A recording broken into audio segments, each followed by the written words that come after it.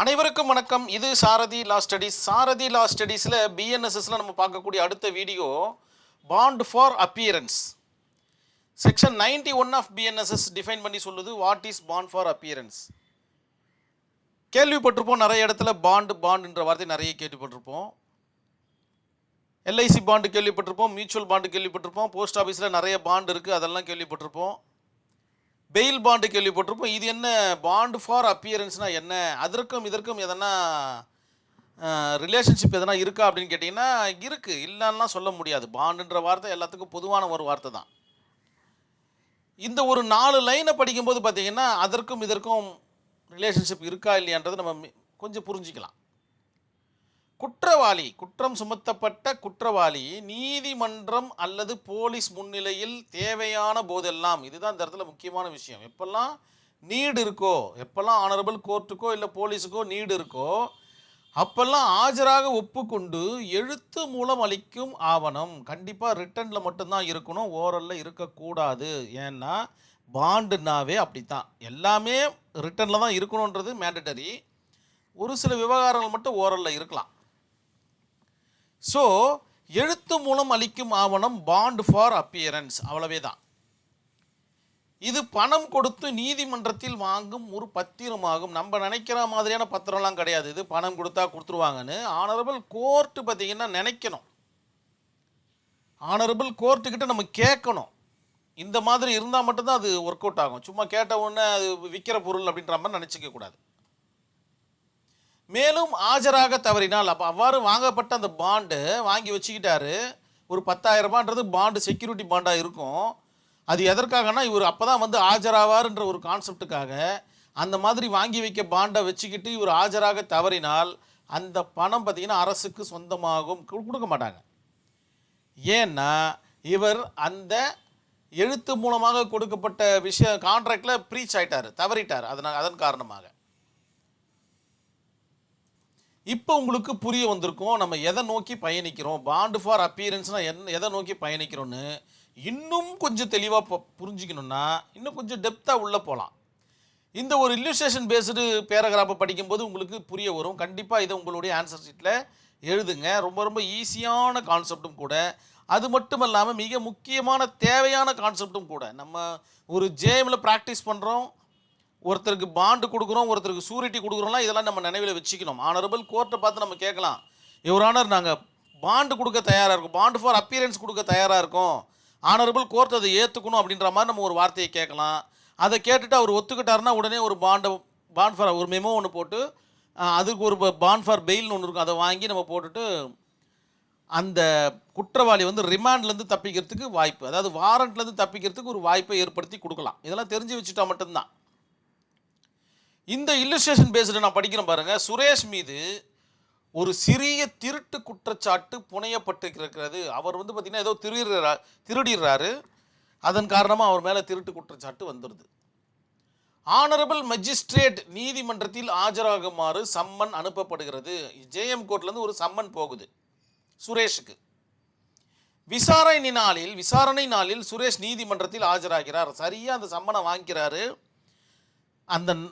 அந்த சம்மனில் குறிப்பிட்டப்பட்டிருக்க அந்த நாளில் சரியாக கோர்ட்டில் ஆயிடுறாரு. சுரேஷ் சம்மனுக்கு இணங்கி வந்ததை கண்ட நீதிபதி அவரை கைது செய்வதற்கான வாரண்டை பிறப்பிக்க வேண்டாம் என்று முடிவு செஞ்சிடறாரு.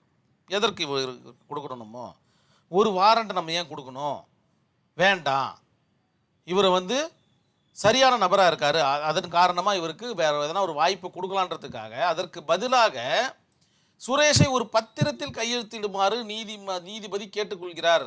வந்து சாதாரணமாலாம் இது நடக்கக்கூடிய விஷயங்கள் கிடையாது, நம்ம தான் கேட்கணும். ஆனரபிள் கோர்ட்டு வேணால் ஐடியா வேணால் கொடுக்கும், வேணால் பாண்டு வேணால் போட்டுட்டு கூட்டு போங்க அப்படின்ற மாதிரி. அவர் கையில் ஏதோ ஒரு கட்டா பாண்டு இருக்கும், அதை கொடுத்து குற்றவாளிகிட்ட கையெழுத்து வாங்குவாருன்ற மாதிரி நம்ம நினைக்கக்கூடாது, நம்ம தான் கேட்கணும், அட்வொகேட்ஸ் தான் கேட்கணும்.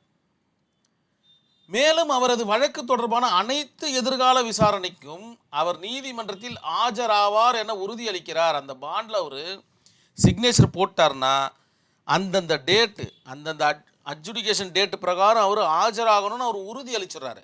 அவ்வாறு வரவில்லை என்றால் அந்த பணம் கண்டிப்பாக அவருக்கு கிடைக்காதுன்றது நினைவில் வச்சுக்கணும் நம்ம. சுரேஷ் பத்திரத்தில் கையெழுத்திட்டு காவலில் எடுக்கப்படாமல் நீதிமன்றத்தை விட்டு வெளியேற அனுமதிக்கப்படுகிறார். அந்த பத்திரத்தில் அவர் கையெழுத்து போடலன்னா அவர் மேலே வாரண்ட் ஆகும். வாரண்ட் ஆயிடுச்சுன்னா ரிமாண்ட் ஆகும்.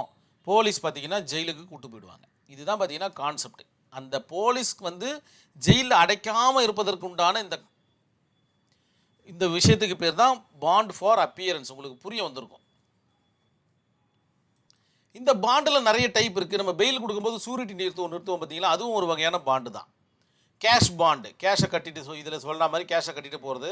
ஒரு சொத்து 2 வீலரோ இல்லை 4 வீலரோ அல்லது அவங்களுடைய வீட்டு ப்ராப்பர்ட்டியோ அந்த பிரச்சனைக்கு தகுந்தாற் போல் சூரிட்டி பாண்டு 2 நபர்களை பார்த்தீங்கன்னா ஆனரபிள் கோர்ட்டில் நிற்க வச்சுட்டு எனக்கு பதிலாக நான் வரவில்லை என்றால் எனக்கு பதிலாக இந்த 2 பேர் அப்பியரன்ஸ் கொடுப்பாங்க அப்படின்ற மாதிரி சூரிட்டி கொடுக்குறது. பர்சனல் பாண்ட்னா தன்னைத்தானே பார்த்தீங்கன்னா சூரிட்டியாக நிற்க வச்சு அதன் மூலமாக பாண்டை பெற்றுக்கொள்வது. இதெல்லாம் பார்த்தீங்கன்னா பாண்டுடைய டைப்பு உங்களுடைய ஆன்சர் ஷீட்டில் இருக்கிற மாதிரி பார்த்துக்குங்க. இந்த ஒரு கேஸ் ஸ்டடியில் சொல்லியிருப்பாங்க பாருங்க, Talab Haji Hussain versus Madhukar Purshottam Mondkar all India record in 1958 supreme கோர்ட்டில் நடக்கிற வழக்கு 376 ஆஃப் பேஜில் இருக்குது. இந்த கேஸ் ஸ்டடியில் என்ன டிஸ்கஸ் பண்ணியிருக்காங்கன்னா, இந்த வழக்கில் குற்றவாளி பாண்டு ஃபார் அப்பியரன்ஸ் கொடுத்து பிணையில் வெளியே செல்கிறார். ஆனரபிள் கோர்ட் சொல்கிற தொகையை கட்டிட்டு பாண்ட் ஃபார் அப்பியரன்ஸை வாங்கிடுறாரு. நீதிமன்றம் அவரது பிணை தொகையை பறிமுதல் ரைட்டு. பின்னர் நீதிமன்றத்தில் அவர் ஆஜராகவில்லை. ஆக்சுவலாக இதனுடைய கான்செப்ட் என்னென்னா, அவர் ஆஜராகணுன்றதுக்காக தான் பாண்ட் ஃபார் அப்பியரன்ஸு. ஆனால் அவர் ஆஜராகலை, ஏதோ ஒரு காரணத்துக்காக ஆஜராகலை. நீதிமன்றம் அவர் பிணை தொகையை பாண்டு தொகையை பறிமுதல் செய்ய நடவடிக்கை தொடங்கியது. மேலும் பிணை தொகையை சட்டப்பூர்வமாக பறிமுதல் செய்யலாம்னு ஆனரபிள் கோர்ட்டு சொல்கிறது. அதற்கு முன்னாடி ஒரு விஷயத்தை சொல்கிறாங்க, கண்டிப்பாக அவருக்கு நோட்டீஸ் கொடுக்கப்பட வேண்டும். இந்த மாதிரி உங்களுடைய பிணை தொகை பறிமுதல் செய்யப்படும் அப்படின்னு ஒரு அறிவிப்பாணை பார்த்தீங்கன்னா அவருக்கு தெரிவிக்க வேண்டும் அப்படின்ற மாதிரி சொல்லப்படுது. எல்லா இடத்துலையும் பார்த்தீங்கன்னா ஏர் ஆன் போத் சைடு கரெக்டாக ஒர்க் அவுட் ஆகுது பாருங்களேன். இதெல்லாம் உங்களுடைய ஆன்சர் ஷீட்டில் இருக்கிற மாதிரி பார்த்துக்கணும். நீங்கள் நம்மளுடைய சாரதி லா ஸ்டடீஸில் ஒரு வாட்ஸ்அப் குரூப் ரன் ஆகுது. அதில் என்னென்னு ஆசைப்பட்டீங்கன்னா இந்த நம்பருக்கு உங்களுடைய பெயர் மற்றும் ஊரை எனக்கு வாட்ஸ்அப்பில் டெக்ஸ்ட் பண்ணிங்கன்னா நான் குழுவில் இணைச்சிடுறேன். நேரடி பயிற்சி வகுப்புகளுக்கு இது உதவிகரமாக இருக்கும்னு நான் நம்புகிறேன். கண்டிப்பாக இந்த வீடியோ உங்களுக்கு புரிஞ்சிருக்கும்ன்ற நம்பிக்கையோடு இந்த வீடியோவை நான் கம்ப்ளீட் பண்ணிக்கிறேன். நன்றி, வணக்கம்.